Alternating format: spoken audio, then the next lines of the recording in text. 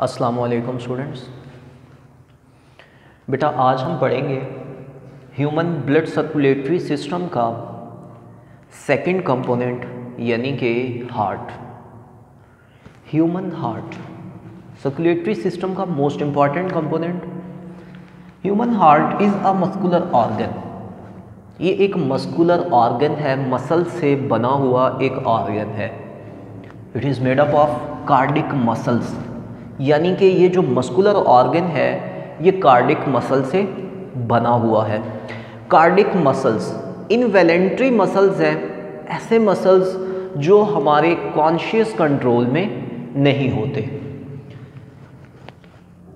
Pericardial membrane एक sac है, एक थिन मेम्ब्रेन सैक है जो हार्ट को आउटसाइड से कवर करती है। अगर हम हार्ट की डायग्राम देखें तो इसके आउटसाइड एक मेम्ब्रेन मौजूद होती है जिसने इसे कवर किया होता है। ये जो थिन मेम्ब्रेन मौजूद है इसको नाम दिया जाता है पेरिकार्डियल मेम्ब्रेन। पेरिकार्डियल मेम्ब्रेन क्या फंक्शन परफॉर्म करती है? चूँकि हार्ट के मसल्स इनवॉलंटरी होते हैं, मसल्स हमेशा कॉन्ट्रैक्ट या रिलैक्स होते हैं, तो ये हार्ट के मसल्स की जो रिलैक्सेशन है वो एक लिमिट तक रखती है। पेरिकार्डियल फ्लूइड, पेरिकार्डियल फ्लूइड एक लिक्विड है, एक लुब्रिकेंट है बिटवीन हार्ट वॉल्स, जो कि हार्ट की वॉल और पेरिकार्डियल मेम्ब्रेन इन दोनों के दरमियान में पाया जाता है। हार्ट वॉल्स और पेरिकार्डियल मेम्ब्रेन इन दोनों के दरमियान में पाया जाता है। ये फंक्शन क्या परफॉर्म करता है? इट रिड्यूस फ्रिक्शन, ये फ्रिक्शन को रिड्यूस करता है। यानी कि जबकि हार्ट के मसल कॉन्ट्रैक्ट या रिलैक्स होते हैं और मेम्ब्रेन, इन दोनों के दरमियान में रगड़ जनरेट होती है जिसको फ्रिक्शन कहते हैं। तो ये क्या करता है? फ्रिक्शन को रिड्यूस करता है, जिससे कार्डिक मसल्स जो हैं ये डैमेज नहीं होते। हार्ट की लोकेशन की बात कर लेते हैं। In the centre of chest cavity, heart जो है चेस्ट कैविटी यानी कि थोरेसिक कैविटी के एग्जैक्टली सेंटर में पाया जाता है, और बिटवीन लंग्स यानी कि लंग्स के दरमियान में, हार्ट की बोथ साइड पे, लेफ्ट साइड और राइट साइड दोनों पे लंग्स पाए जाते हैं, और लंग्स के दरमियान में क्या चीज़ होती है? हार्ट पाया जाता है। फंक्शन क्या परफॉर्म करता है? Pumping of blood. हार्ट जो है ये एक पंप के तौर पर एक्ट करता है। ये ब्लड को बॉडी में पंप करता है, बॉडी से ब्लड लेता भी है और बॉडी को ब्लड देता भी है। तो फिर इसका जो पंप है ये एक्ट करता है एज अ डबल पंप, यानी कि ये बॉडी से ब्लड लेता भी है और बॉडी को ब्लड देता भी है। Working as a double pump ये परफॉर्म करता है। अगर हम चैम्बर्स की बात करें, यानी कि इसके स्ट्रक्चर की तरफ आते हैं कि हार्ट का स्ट्रक्चर कैसा होता है, तो हार्ट के स्ट्रक्चर में बेटा 4 चैम्बर्स पाए जाते हैं और 4 ही अल्टरनेटिव वॉल्स पाए जाते हैं। 4 चैम्बर्स और 4 वॉल्स पाए जाते हैं। अगर हम इसके अपर चैम्बर्स की बात करें तो अपर थिन वॉल होते हैं। क्या होते हैं? थिन वॉल चैम्बर्स हैं, जिनको क्या कहते हैं? एट्रिया कहते हैं। इसी तरह अगर हम लोअर थिन वॉल चैम्बर्स की बात करें तो उनको क्या नाम दिया जाता है? वेंट्रिकल्स नाम दिया जाता है। देखिए, सबसे पहले हमारे पास इसका ये अपर 2 चैम्बर्स आ जाते हैं। अगर हम इस चैम्बर की बात करते हैं तो इस चैम्बर को नाम दिया जाता है बेटे राइट एट्रियम। राइट एट्रियम के बाद हमारे पास अपर ये थिन वॉल आ जाता है जिसको नाम दिया जाता है बेटे लेफ्ट एट्रियम। इसी तरह अगर हम बात करते हैं लोअर थिक वॉल, जो लोअर चैम्बर्स हैं ये थिक वॉल होते हैं, और जो लोअर थिक वॉल चैम्बर्स हैं इनको नाम दिया जाता है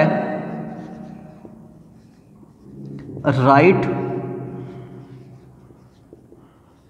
वेंट्रिकल, और इसी तरह आ जाता है हमारे पास लेफ्ट वेंट्रिकल, राइट वेंट्रिकल और लेफ्ट वेंट्रिकल। इसके बाद इसमें अल्टरनेटिवली 4 ही वॉल्स आ जाते हैं। ट्राइकस्पिड, बाइकस्पिड, पल्मोनरी सेमील्यूनर और एओर्टिक सेमील्यूनर। इसमें बेटे अगर हम बात करें कि हमारे पास राइट एट्रियम और लेफ्ट राइट वेंट्रिकल है, राइट एट्रियम और राइट वेंट्रिकल, इन दोनों के दरमियान में एक वॉल आ जाता है जिसको नाम दिया जाता है ट्राइकस्पिड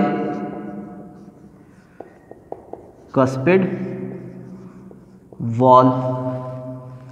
इसी तरह अगर हम बात करें लेफ्ट एट्रियम और लेफ्ट वेंट्रिकल की, तो लेफ्ट एट्रियम और लेफ्ट वेंट्रिकल इन दोनों के दरमियान में बाइकस्पिड वॉल्व आ जाता है।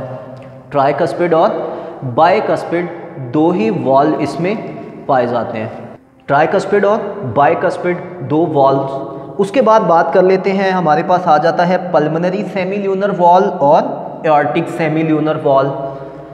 अगर हम बात करें तो राइट वेंट्रिकल से एक वॉल और जनरेट होता है इस जगह पे, ये वॉल, इस वॉल को नाम दिया जाता है बेटे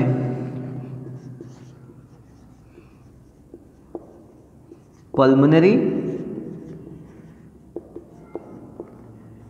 सेमील्यूनर वॉल्व। इसी तरह अगर हम बात करते हैं तो हमारे पास एक आर्टरी और लेफ्ट वेंट्रिकल, इसके दरमियान में एक और वॉल्व पाया जाता है जिसको नाम दिया जाता है एओर्टिक सेमील्यूनर वॉल्व। तो 4 ही वॉल्व्स हैं और 4 ही चैम्बर्स हैं। अब हम इसका वर्किंग मैकेनिज्म देखते हैं कि ये किस तरह से ब्लड को पंप करता है, ये वर्क किस तरह से करता है। सबसे पहली चीज, हमारी बॉडी से अगर हम बात करते हैं,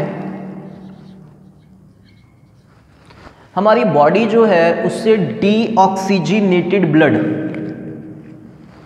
डिफरेंट वेन्स के ज़रिए हमारे हार्ट की तरफ मूव करता है। इसमें 2 डिफरेंट टाइप की वेन्स होती हैं। अगर हम बात करें तो इसमें ये एक वेन आ जाती है, ये वाली एक वेन है जिसका नाम है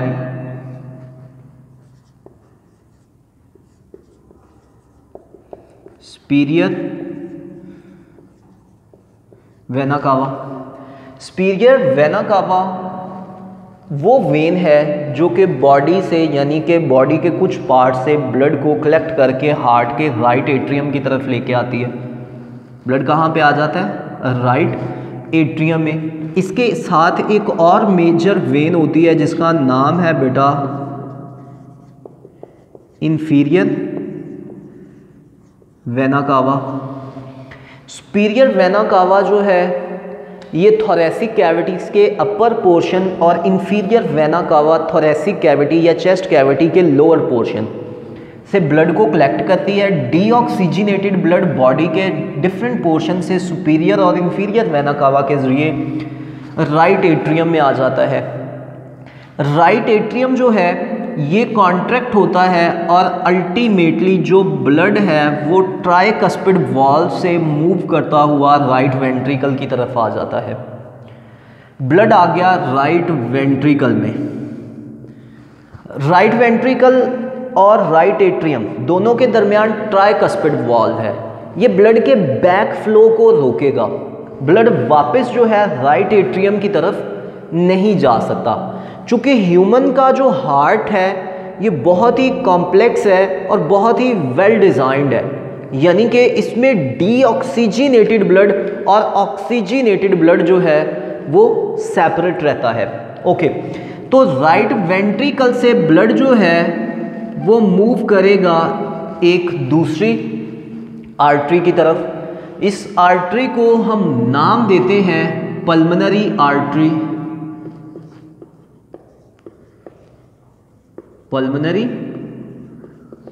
आर्टरी, पल्मोनरी आर्टरी जो है ये ब्लड को कैरी करेगी राइट वेंट्रिकल से और अल्टीमेटली इस ब्लड को लेके चली जाएगी लंग्स की तरफ। लंग्स क्या करेंगे, इस डीऑक्सीजनेटेड ब्लड को ऑक्सीजनेटेड ब्लड में कन्वर्ट कर देंगे। लंग्स जब ऑक्सीजनेटेड ब्लड में कन्वर्ट कर देंगे तो पल्मोनरी वेन जो है ये ब्लड को कैरी करेगी और कैरी करके ये किसकी तरफ लेके आ जाएगी, लेफ्ट एट्रियम की तरफ। यानी कि लंग से ब्लड ऑक्सीजनेटेड होके लेफ्ट एट्रियम में आएगा, लेफ्ट एट्रियम कॉन्ट्रैक्ट होगा और लेफ्ट एट्रियम से ब्लड जो है वो किसकी तरफ मूव कर जाएगा, लेफ्ट वेंट्रिकल की तरफ। लेफ्ट एट्रियम कॉन्ट्रैक्ट होगा, लेफ्ट वेंट्रिकल रिलैक्स करेगा तो ये ब्लड से फिलअप हो जाएगा। अल्टीमेटली लेफ्ट वेंट्रिकल से ब्लड जो है वो मूव करेगा एक मेन आर्टरी की तरफ, जिसको नाम दिया जाता है बेटे एओर्टा, एओर्टा की तरफ। एओर्टा और लेफ्ट वेंट्रिकल इन दोनों के दरमियान है aortic semilunar valve. Aortic semilunar valve भी ब्लड के बैक फ्लो को रोकेगा, यानी कि एओर्टा से ब्लड लेफ्ट वेंट्रिकल की तरफ नहीं आएगा। इसी तरह लेफ्ट वेंट्रिकल और लेफ्ट एट्रियम इन दोनों के दरमियान भी वॉल्व है जिसको कहते हैं बाइकस्पिड वॉल्व, तो ये भी ब्लड के बैक फ्लो को रोकता है।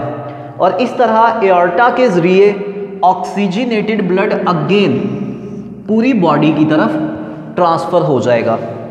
इस सारे सिस्टम में अगर हम बात करें तो बॉडी से डीऑक्सीजनेटेड ब्लड हार्ट के पास गया और बॉडी से हार्ट से ऑक्सीजनेटेड ब्लड वापस बॉडी की तरफ आ गया। अब डीऑक्सीजनेटेड ब्लड को ऑक्सीजनेटेड ब्लड में किसने कन्वर्ट किया, डीऑक्सीजनेटेड ब्लड को ऑक्सीजनेटेड ब्लड में कन्वर्ट करने की जो रिस्पॉन्सिबिलिटी है वो एक्चुअल में लंग्स की है। यानी कि जो लंग्स हैं ये डीऑक्सीजनेटेड ब्लड को उसमें से कार्बन डाइऑक्साइड को रिमूव कर देता है और उसमें ऑक्सीजन गैस जो है वो ऐड कर देते हैं, जिससे डीऑक्सीजनेटेड ब्लड ऑक्सीजनेटेड ब्लड में कन्वर्ट हो जाता है। ओके, तो इस तरह से बॉडी को ऑक्सीजनेटेड ब्लड मिल जाता है। इसमें अगर हम इसके चैम्बर्स की बात करते हैं तो इसमें बेटा हमारे पास एट्रिया आ जाते हैं और 2 वेंट्रिकल्स आ जाते हैं। दोनों एट्रिया एक ही टाइम में रिलैक्स होते हैं और एक ही टाइम में कॉन्ट्रैक्ट होते हैं। यानी कि हम यहाँ पे बड़ी सिंपल सी बात है, हम कहते हैं या तो मसल्स जो हैं ये कॉन्ट्रैक्ट होते हैं या फिर जो मसल्स हैं ये रिलैक्स होते हैं। मसल्स कॉन्ट्रैक्ट होते हैं या फिर रिलैक्स होते हैं। तो पहले हम बात करते हैं कि दोनों एट्रियाज एक ही टाइम में कॉन्ट्रैक्ट होते हैं। जब दोनों एट्रिया यानी कि राइट एट्रियम और लेफ्ट एट्रियम ये कॉन्ट्रैक्ट होंगे तो ब्लड एट्रिया से मूव करके वेंट्रिकल्स की तरफ मूव कर जाएगा। राइट एट्रियम कॉन्ट्रैक्ट होगा तो ब्लड कहाँ पे आएगा, राइट वेंट्रिकल में। लेफ्ट एट्रियम कॉन्ट्रैक्ट होगा तो ब्लड कहाँ पे आएगा, लेफ्ट वेंट्रिकल की तरफ मूव करेगा। इसी तरह उस टाइम में जिस टाइम में एट्रिया कॉन्ट्रैक्ट थे वेंट्रिकल्स क्या थे, रिलैक्स थे। अल्टरनेटिव कॉन्ट्रैक्शन में क्या होगा कि एट्रियाज जो हैं ये दोनों ही रिलैक्स हो जाएंगे। दोनों एट्रिया क्या होंगे, रिलैक्स होंगे। जैसे ही एट्रिया दोनों रिलैक्स होंगे तो उसी टाइम में वेंट्रिकल्स दोनों क्या होंगे, कॉन्ट्रैक्ट हो जाएंगे, तो ब्लड इन दोनों से एग्जिट कर जाएगा। यानी कि राइट वेंट्रिकल क्या हुआ, कॉन्ट्रैक्ट हुआ। राइट वेंट्रिकल की कॉन्ट्रैक्शन से ब्लड किसकी तरफ मूव कर जाएगा, लंग्स की तरफ मूव कर जाएगा। इसी तरह अगर हम लेफ्ट वेंट्रिकल की बात करते हैं तो लेफ्ट वेंट्रिकल से कॉन्ट्रैक्ट होने से ब्लड किसकी तरफ मूव करेगा, एओर्टा, एओर्टा से अल्टीमेटली पूरी बॉडी की तरफ फॉरवर्ड हो जाएगा। बेटा हार्ट के 4 चैम्बर्स में से अगर हम बात करें लेफ्ट वेंट्रिकल की तो लेफ्ट वेंट्रिकल एक ऐसा चैम्बर है जो कि सबसे ज़्यादा स्ट्रॉन्ग है और उसके साथ ही साथ लार्जर भी है। दैट इज़ द रीज़न कि हमें जो हार्ट बीट है वो चेस्ट कैविटी में लेफ़्ट साइड पे फील होती है, क्योंकि इसकी जो डायरेक्शन है वो सेंटर टू लेफ़्ट साइड होती है। तो जो लेफ़्ट वेंट्रिकल है वो थोरेसिक कैविटी में लेफ़्ट साइड की तरफ होता है। चूँकि ये स्ट्रॉन्ग चैम्बर है, लार्जर चैम्बर है, और इसकी वजह से हार्ट बीट कहाँ पे फील होती है? लेफ़्ट साइड में फील होती है। अल्लाह हाफ़िज़।